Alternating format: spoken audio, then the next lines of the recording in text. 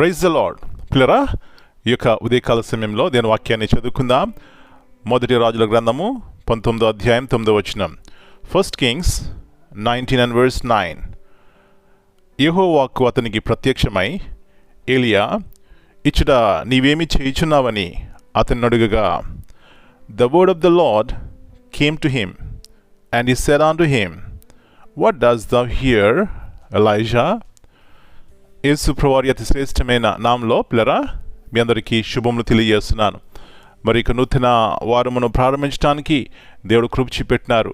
దేవుని యొక్క సన్నిధి, దేవుని యొక్క కృప మన పట్ల నిత్యము ఉండాలంటే పిల్లరా మొట్టమొదటిగా ఆయన వెతకాలి, ఆయన మాటలు వినాలి, ఆయన మాటలు ధ్యానించాలి.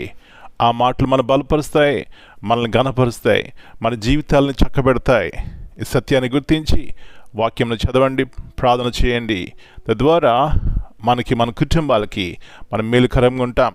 మంచిది. ఇక్కడ చూసినట్లయితే పిల్లరా, యెహోవాకు అతనికి ప్రత్యక్షమై, ఏలియా ఏమి చేయుచున్నావు అని అడగగా, ఏలియాని ఎవరు అడుగుతున్నారండి? జీవమగల దేవుడు ప్రశ్న వేస్తున్నాడు. ఆయన పేరు, ఆయన ఎక్కడ ఉన్నారో మరి దేవుడికి తెలియదా? తెలుసు. కానీ తన యొక్క హృదయంలో ఏ బాధ ఉంది, ఈ యొక్క భయం ఉంది, ఏ విధంగా తను కృంగుతున్నాడు, ఈ విషయాలన్నీ కూడా తెలుసుకోవాలని దేవుడు ఆశపడుతున్నాడు. నా ప్రియ సహోదరి, ఈ ఉదయకాల సమయంలో కూడా నీ పరిస్థితి అంతా దేవుని తెలుసు.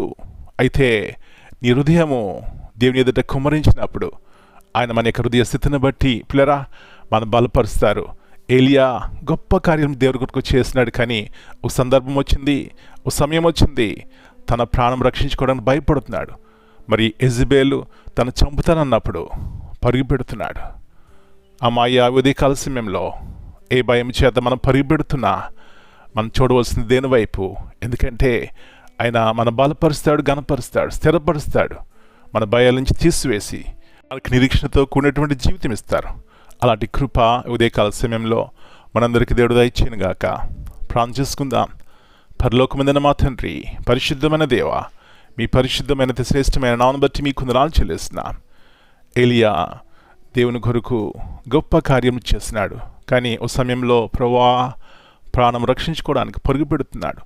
యెజబెలు తను చంపుతానన్నప్పుడు పరుగు పెడుతూ ఒక గుహలో దాక్కున్నాడు. అయితే మీరు విడిచిపెట్టలేదు. తను బలపరచడానికి ప్రత్యక్షమై, ఏలియా ఇక్కడ ఏం చేస్తున్నామని అడిగి ప్రభువా తన హృదయ స్థితిని ఎరిగినారు. తనకి జీవితాన్ని బలపరిచినారు. తిరిగి తను ప్రభువా ఎంతో దేవుని కొరకు గొప్ప కార్యములు చేయడానికి కృప చూపెట్టినారు.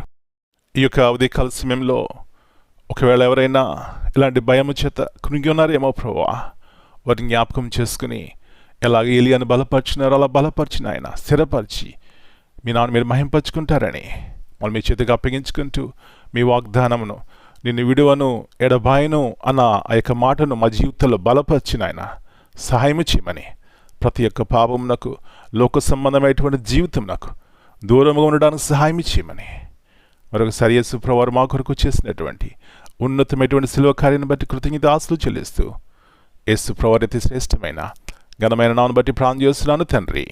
Amen. God bless you all.